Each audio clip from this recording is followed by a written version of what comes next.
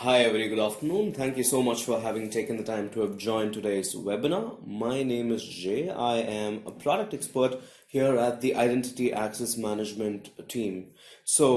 What are we going to do through today's webinar? We are going to be talking about something very, very critical, which is Office 365 security and things around how exactly are you going to react to a security incident in your Office 365 environment. That is going to be the agenda for today's session. So before we get started, I would want to make sure that you can hear me loud and clear. Check, check, check, audio check. I'm going to say 1, 2, 3, and if you can hear me loud and clear, go ahead and type on chat 1, 2, 3. A quick audio check before we get started. Wonderful. Thank you so much, Steve, Matt, Jake, and Andrew for the confirmation. Lovely, lovely. Thank you so much for the confirmation. We are all set. The audio is great. Cheers to that. If you can see my screen, which says 5 things to do immediately after your Office 365 account is compromised, say great. If you can see my screen, that reads the title of today's presentation. Wonderful, thank you so much. So we are all set. The audio and the video is perfectly set. So today's topic is going to be around Office 365 security, and why exactly have we picked up this specific topics? Identity and access management is something that administrators have been doing for a very long time. The idea is to make sure that the transition between performing identity access management over on-prem to that happening over cloud is smooth. And especially for us administrators, doing identity access management over on-prem and securing it on-prem is going to be definitely a child's play, because we've done it so many times, so many years, and there's a lot of know-how that is already available when it comes to IAM and security for your directories on-prem. But then when it comes to security for your Office 365, it is something that needs quite a bit of extra effort and understanding. One, primarily because it's quite new and the environment as such is quite evolving, and in fact I would say attackers are constantly finding new ways to bypass Office 365's built-in security. There are quite a lot of intelligence reports that says majority of the accounts that are compromised for Office 365 fall victim to previously compromised Office 365 accounts. The attackers, after having hold of the information, they try and access the data that's available in the accounts. Applications like OneDrive or Skype for Business make some random use of applications like Teams and try and exfiltrate data. They manipulate the movement of money. They steal sensitive commercial information. They probably even distribute phishing emails, which is on the rise. So there are quite a lot of statistics and survey around Office 365 security that tell you that there's a lot of risk that the administrators are constantly needing to battle when it comes to security online. And why exactly is this a lot more difficult than your usual Active Directory security, let's say? The security of an organization obviously is only as strong as the weakest link, and many a times the weakest link, as you rightly know, are your users in your organization. You ask them not to do something, that's the first thing that they do. You ask them not to open malicious emails, they don't understand, that's what they do. In fact, handling them is quite challenging when they do things like writing their passwords on a piece of sticky note and sticking it right on top of their desktop. So it's quite an interesting thing about users. I mean, irrespective of how hard you try to educate them, it's always going to be them, trying to work along with the hackers. I'd say that they are on the sides of the hackers. That's what I'd say. So we would not want them to fall victims to any of these, and at the same time also mitigate any risk the organization is facing due to how cloud applications work. Especially attackers these days are equipped with tools to social engineer the users who are using things online. There are multiple applications under the productivity suite that Office 365 offers. There's quite a lot of collaboration that's happening, and all of this happens on the go many a times, unlike your on premise. So that makes it quite challenging for administrators.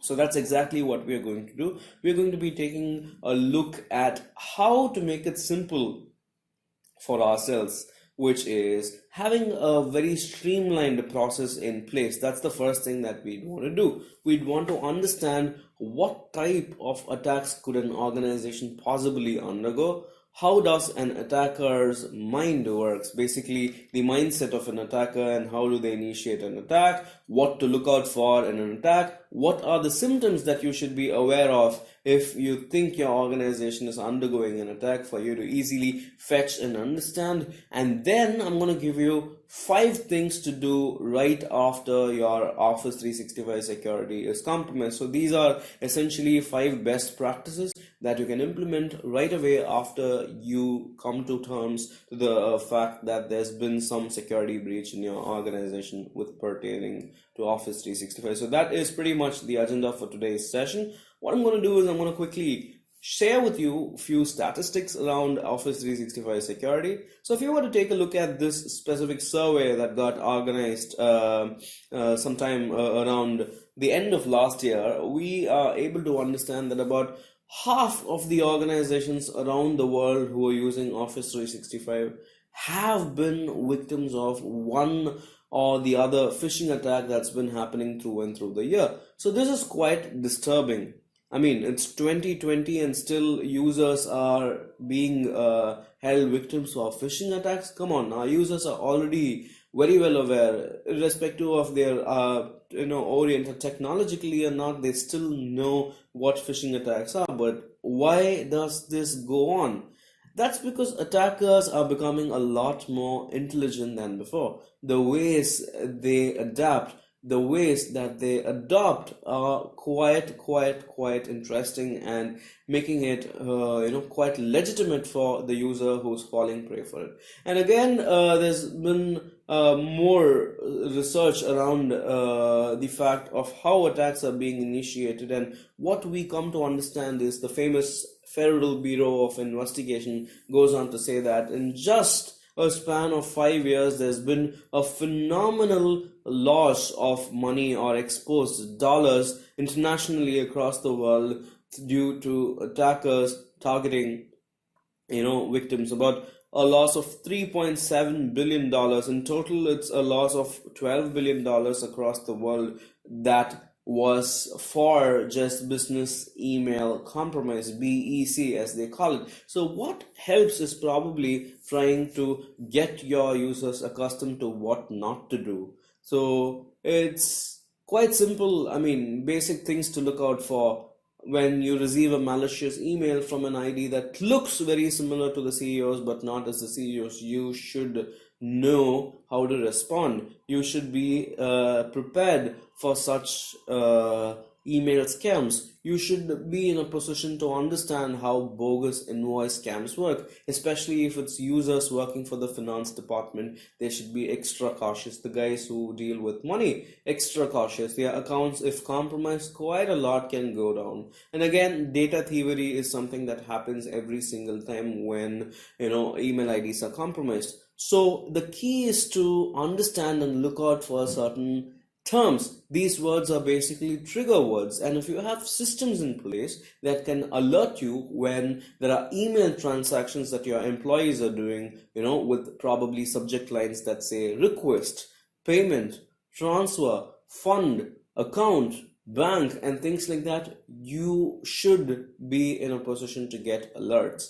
These are the common terms that your finance department uses. It's okay. It's absolutely okay to still monitor all that and have a report that gives you any deviations from usual behavior. So if it's probably a user who never ever really comes in contact with any of these but is the one who's writing such emails, so that is a clear indicator that the said user could necessarily been a victim of an attack. So another important thing is also to try and educate them about attachments. How do you do the basic of basic evasion to traditional attacks? Do not click on malicious sounding emails. If you receive an email from the king of Nigeria saying that you won $1 million, that's a clear no-no. You should never ever click an email of that sort. So it's easy for you to probably send out a newsletter. That's something that you could do. Make a small, easy newsletter. In fact, it would be a fun exercise as I like to see it. Probably 5 things that your users should not or should be doing. You could send it out on a monthly basis. Make a quick newsletter. We administrators are quite nifty when it comes to crafting things like this. Just a 5-point newsletter giving them away security best practices, keeping it interesting for them, and letting them know that their organization is secure and their data is protected, and what you as administrator are doing to help them keep it secure. Pretty simple and easy. Basically, our users are people who are always kind of happy, try and make the best out of the situation. But this is how we see things. Everything seems to be absolutely normal, right? But this is exactly how an attacker sees. These are basically users who are mathematical numbers for them. Or they basically are evaluated based on their behavior.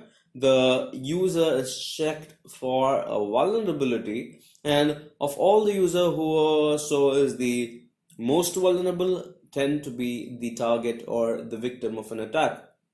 So there have been instances where users have been stalked, not just on cyber, but in reality or in the real world, both physical and the cyber world. Users get stalked, their patterns are learned, their behaviors are learned. In fact, there have been instances where users were followed to coffee shops, understood as to where they went for coffee regularly, and it was very simple. After that, you go to the coffee shop, you use the public Wi-Fi that's available, access one or two applications of your workplace or from your workplace, and there you go, boom, it's a public Wi-Fi, not encrypted, not very secure. There's this malicious hacker trying to spam you or be the man in the middle and initiate an attack of some sort, and they get away with it quite easily. In fact, the worst part is organizations take a lot of time to realize that they actually underwent an attack.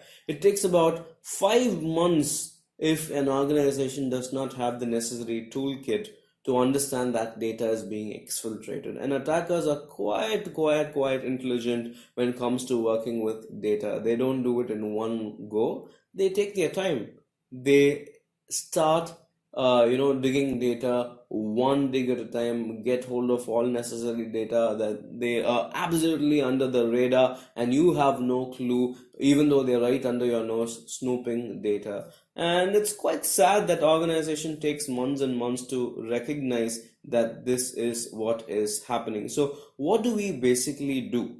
How do we not fall victim for their arts of deception? They're quite trained. Trust me, I've read through conversations that few of our customers have had with malicious attackers. They seem quite legitimate. In fact, they seem quite better than that. They seem well educated. They seem well informed. There are absolutely no technical mistakes in terms of the deals that they're trying to make with the users inside the organization. It seems quite straight, right, and legitimate, and that's why most of the time they fall prey for it. That's all because the attackers identify that one vulnerable target, they give it some time, they befriend them, they go online, connect with them on other platforms, make sure that they gain the trust of that specific victim, start exchanging information, and in fact the actual attack begins after a few months after they initiate their rapport. So the whole thing right here is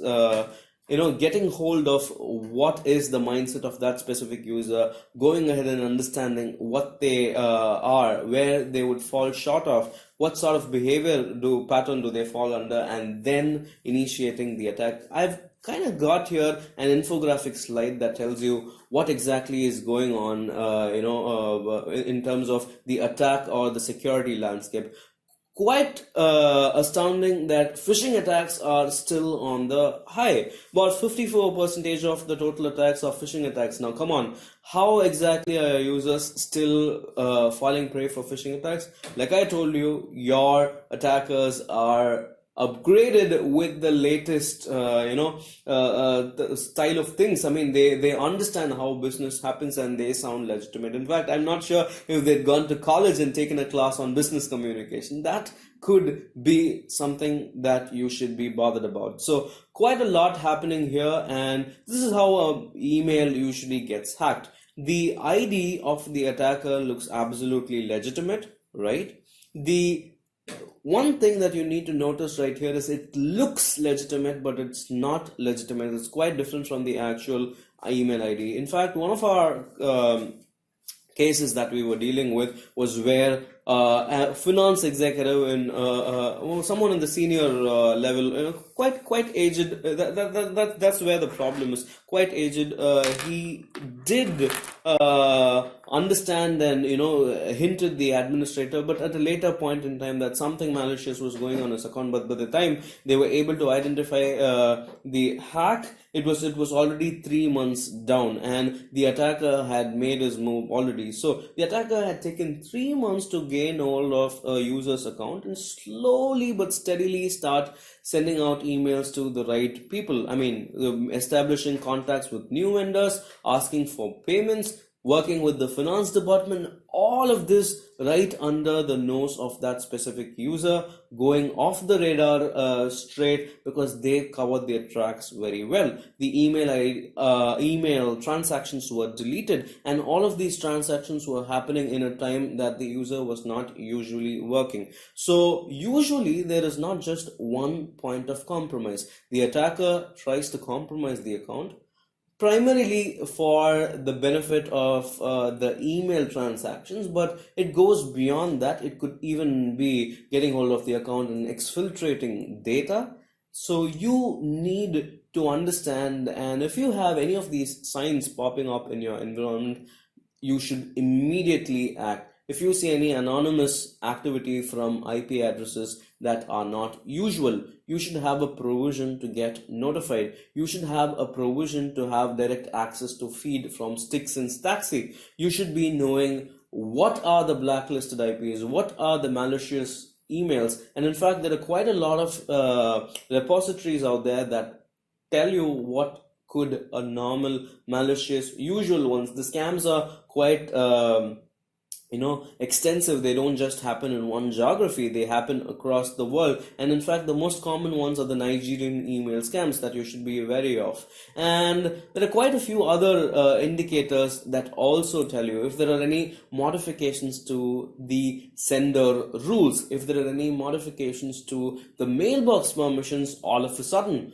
you should be in a position to get a real-time alert. And you should also have a watch list. If there are administrators, if there are critical stakeholders like the CEO or the CFO, people who make the business decision, you would need a solution that intimates if their IDs are being jigged with or altered. So you would need to know. And you could also look out for small things like changes to the global address list.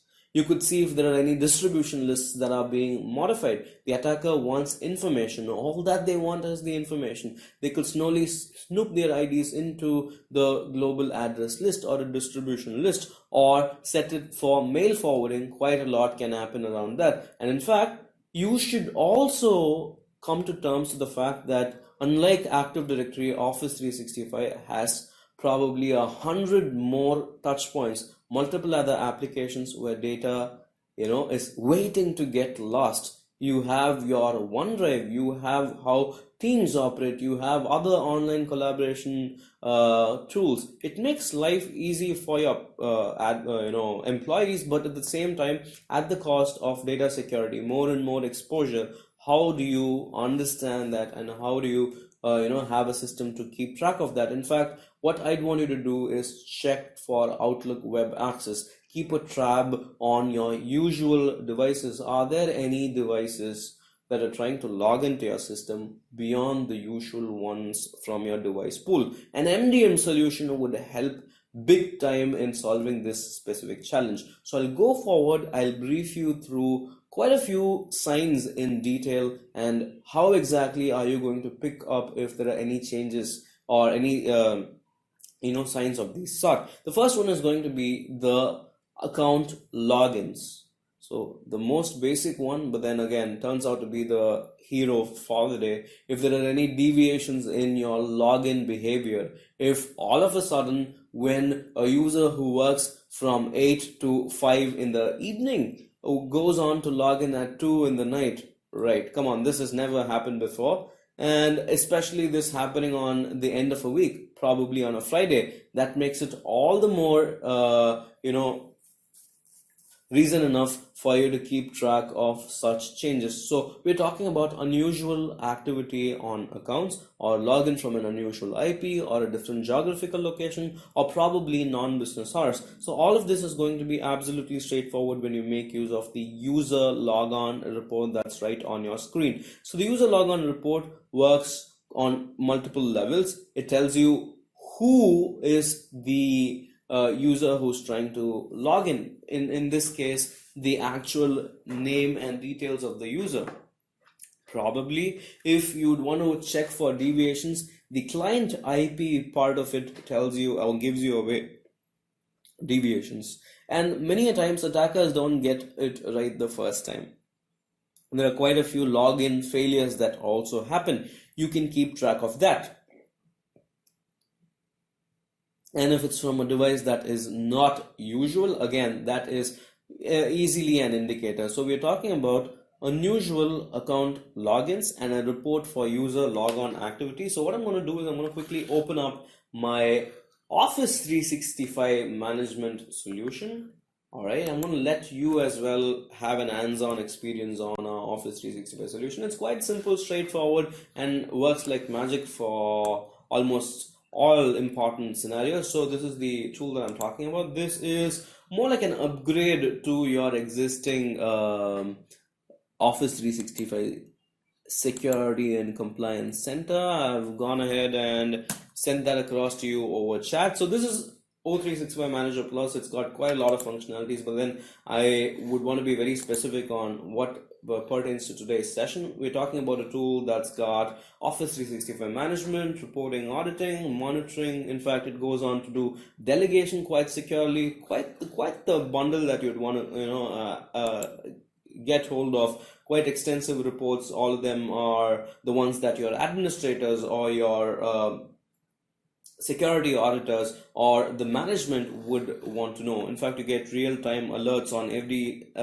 critical security thing. Probably users get added to an administrative group, you would get notified. Things like that can be set into the product. So we're talking about one specific situation, and in this case it is logon activity. So we will need a report for this. So what if I get real-time reports for login activities? I can say user log on activity. So here you go. I have a user report that gives me access to user logon activity, and this one is a multi-tenant report. So don't worry if you're managing multiple tenants and multiple domains, not a problem at all. All you got to do is have the right accounts configured, and you would get hold of the entire data for all hours, for business hours, for which specific domains. You are able to see that there are deviations from the usual behavior. So if there is any change to how things are working, you would get notified. If it's not the usual, if it's not the usual application they are using, if it's not the usual IP, you would get notified. And the best thing is you can always do a root cause analysis, because you have quite a lot of fields to work with and quite a lot of insightful information around every single activity that gets logged and tracked. So we're talking about user logon activity as the first sign or indicator of how do you detect a compromise. So there is deviation in user logon activity. You got that as your first sign. If there are any settings in your email that are altered, so some critical account that's being modified has any changes to the mail forwarding rules that are set, probably the attacker goes on and adds a few forwarding to external email addresses. So mailboxes with external email forwarding is what you need to look out for. But how do you do it with Office 365 as a tool? It's quite difficult. The reason being, what you'll need to do is get into Office 365, get to your admin center, check all users one by one to see who's got mail forwarding to an external address. Is that going to really work? That is going to be quite an exhaustive deal of task to do. Let me quickly get to my users, my active users. I've got quite like a few users here, so I get into one of them. So this is what I would be manually doing. Get to my user, I check if there are any forwarding options set. So I get to mail settings and then check if there are any forwarding sets. So none. Great. Okay. I'm just one user down. I have 4,500 more users to check this specific attribute for. So that becomes quite tedious. So that is where our Office 365 reporting solution comes into the picture. We are talking about one report that can give away our case right here, and the case is mailbox set with external forwarding. So here you go, I type in external, I get my report out of the box. So one straightforward, easy report that gives away that specific account that got compromised and the mailbox, external mailbox to which the forwarding is set. So here you go, one deviation spotted like right on time after an attack got initiated. The first thing that you could do is immediately have this removed. And in fact, as a best practice, I suggest you don't let anybody have forwarding to external addresses. In fact, many a times insider attacks that are caused are due to this one thing. So some disgruntled employee of yours who's gone rogue, right before leaving the organization, they leave backdoor entries, and one such backdoor entry is the forwarding or email forwarding that they set to an external email address. Because most of the times what administrators do is, for the benefit of auditing and things like that, the accounts don't get deleted. All they get is probably deactivated, probably passwords that are reset so that they can't be logged in again. That's pretty much how much that goes around inactive accounts. But there are forwardings that are set, and that could be an easy access to insider information for employees who are disgruntled. So we're talking about altered email settings and a way to find out how it works. So we just understood that it would be quite challenging if you were to do it the native way, where the native way is going inside your Office 365, one user at a time, identifying the mail settings and then going forward for the entire rest of users. Instead, out of the box report, straightforward tell you what email settings were altered. And again, access to devices that are not usual. So you have a out of the box report that tells you if there are any deviations from the usual device pool. That's something that you could definitely have in mind and have in place. Again, what we are working on is a very intelligent module called the user behavior analytics module. We are trying to make the product quite intelligent. In fact, there's quite a lot of machine learning algorithms that get thrown into the process, and they make the whole decision making as to whether it's a usual device or an unusual device, if it's a different geographical location, or if the IP is not your usual. Check for the reputation score, check for the geotagging, fence if there is some dubious behavior, and then go forward. So we're talking about making it easy for your users. If there are any unauthorized device access, there's going to be multi-factor authentication that kicks in and makes it extra secure. And basically, another thing that you'll need to look out for is, thanks to the native security functionalities in Office 365, if there are any login attempts that are made from different geographies, we call it impossible travel. So 8 a.m. in the morning, there's an access from Sydney. Probably 10 a.m. in the morning, there's an access from Uganda. How could that even be possible? So you would know that there are certain deviations. Most of the times, even if the user gets a prompt saying that there is an suspicious behavior, they just ignore it. They don't really take or make a big deal out of it, but you should educate your users to watch out for such notifications, because after a while, if there are multiple login attempts of that sort, the account gets locked out. There is business discontinuity, and that's something that you should immediately answer to.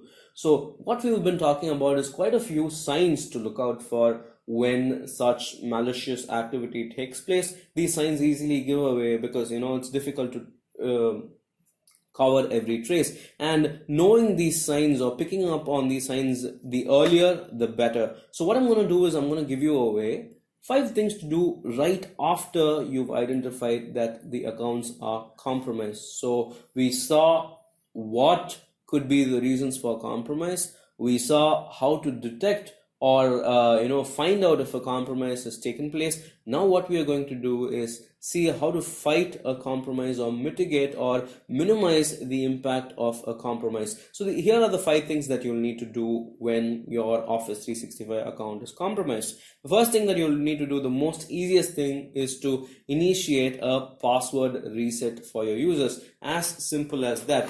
Get to your Office 365, figure out which was that specific user, get to the account and just hit reset password. In fact, if you would want to do a bulk password reset, that as well is very it's quite suggested. I would recommend you to do that. So get to management, select who all the users for who you want to do a bulk password reset, initiate, randomize the passwords. That's what I'd say. And probably even not set the functionality of resetting password upon next logon. Don't do that. The attacker still has access to the email ID. Make sure that you communicate the passwords to those said attacked users or suspected users offline, so that there's no possible way that you leave the new password on the email thread. So that is another useful insight. So don't send out password resets over email, because the attacker already has access to the recovery email. So you would not want to do that. I get to management right here. I can work with the user management module that's available. I can reset passwords for a bulk of users.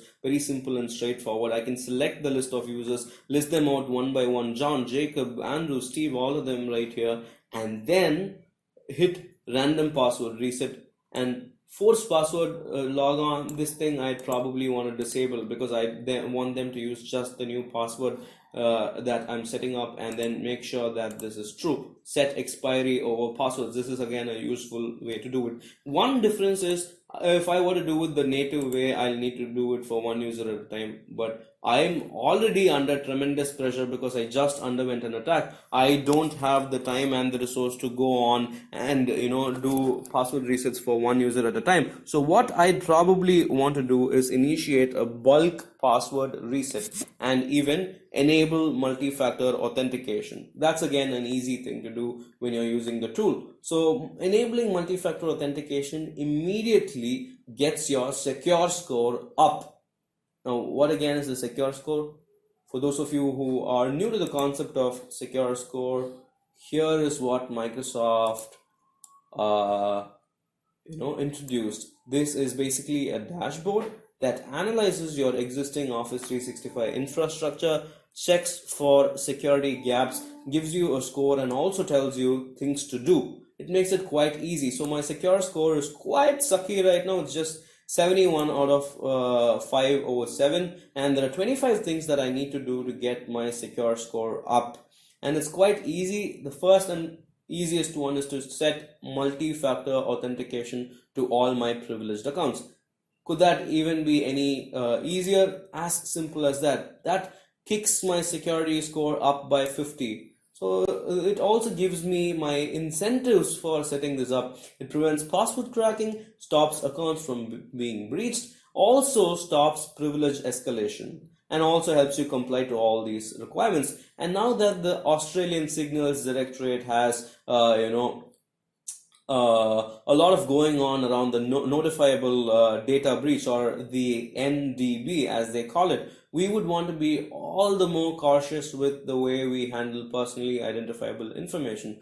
There have been instances when organizations went forward and gave away the information straight. I mean, out of sheer carelessness. So you've got a report from the Federal Bureau of Investigation and the Homeland Security, a recent attack on how a healthcare organization went on to disclose certain critical personally identifiable information. I'll go on and share the report, go through this. This is quite interesting as to how people can give away personal information, and it becomes really easy for the attacker to get going with what they want. Once they have access to it, it's like you can not really pull them off out of the system completely, like ever. So that is what we are talking about. So enable multi-factor authentication and make it difficult for the attacker when they're trying to get back to your system. So again, delegation is something that you would want to do. Mailbox delegation, like I already said, is something that you need to watch out for. Just like how you said mail forwarding, I would need to take care of mailbox delegation as well. So if you can see right here, I have the roles that are assigned, the groups to which I am a part of, and then I would also want to keep a tab on the accounts that have access to this specific I get to here, I have mailbox permissions, I can see who's got access to what specific application, and then what I'll want to do is I would want to go back to my tool and check if there are any delegations that are in place. Let's see, DLEG, mailbox with delegates. So this is something that you should watch out for. In fact, I would say schedule a report for all those critical accounts that you want to monitor, right? Pretty simple. Schedule a report. It's as easy as that. On all your, make a list of, this is going to be your action item. Go back, make a list of potential accounts for which you'd want to check for delegation. That would probably be 15 to 20 if it's an organization of say 1,000 users. You'd want to make a list of them and put them on the list for the scheduled reports, and you would get notified or alerted when there are any deviations to the usual delegation. If there are any send as permissions or receive as permissions, that's exactly what they do. They hide in plain sight. You would get notified for such changes. If there are any delegations that are removed, if there are any ones that are added, go on and fix them right away. And if there are any forwarding rules that are set, like I earlier pointed out, you would want to modify them as well. So you know how difficult it is to go over the entire organization and check for forwarding rules. What would be helpful is an out-of-the-box report that could tell you what is forwarding. So here, what is being forwarded or from who is being forwarded. So I'm looking out quickly for the mailboxes with forward to, mailboxes without forward to, mailboxes with an external email forwarding and internal email forwarding. It could be an insider, you never know. In fact, 60% of the attacks that are happening these days are because of insiders inside the organization. So you would want to watch out for these specific reports, get hold of those reports, immediately act on those forwardings and have them removed. So you could do that. So the next tip for you to act on, so we've been talking about 3 so far. 1, to reset password and enable multi-factor authentication, the easiest but definitely the most foolproof mechanism to stop an attacker from progressing any further deep into your environment. Remove all mailbox delegations on those suspected accounts. Remove forwarding rules that are set, and again, also remove the users from security groups. Remove them as members. In fact, I would suggest go for it. I mean, like if you have any critical secure groups, and if you have the slightest of the slight doubt about an attack being compromised, the first thing that I do is remove them from secure groups and quarantine them from further infection. So these are certain reactive measures. I would also want to step in and suggest one proactive measure, which is the Office 365 content search. Have the content search module enabled in the O365 Manager product. It intelligently detects for patterns. It tells you if there are any information pertaining to, say, your credit card details, say your social security number, or your Australian ID, or any such important data that has personally identifiable information and it's pattern based. It gives you provisions to train the product to fetch for such deviations, to fetch for such sharing that's happening over email, and stops that from happening. You get notified. You can do it on a regular interval. And again, pattern-based search is quite helpful as well, or very similar to content search. Though Office 365's e-discovery just scratches the surface, the automation that is associated with the solution that I'm discussing and I'm suggesting to you today is a lot more intelligent, a lot more proactive, as I'd like to say, than the e-discovery that's already available. So that's one bonus tip for you beyond what 5 I planned. So the last tip, the fifth tip that you need to check is the auditing. The challenge with the native tool is it has a limitation to how many days you can store or archive audit data. And what's the answer? How long can you archive audit data for your Office 365 by default on your Office 365? How long?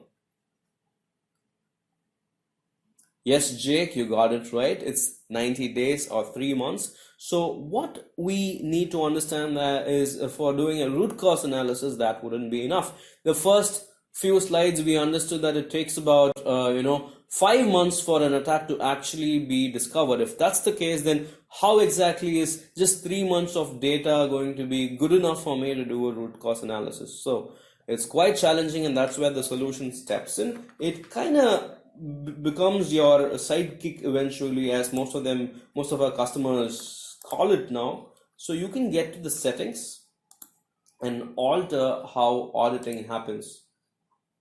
So here I have a provision to change my archive settings.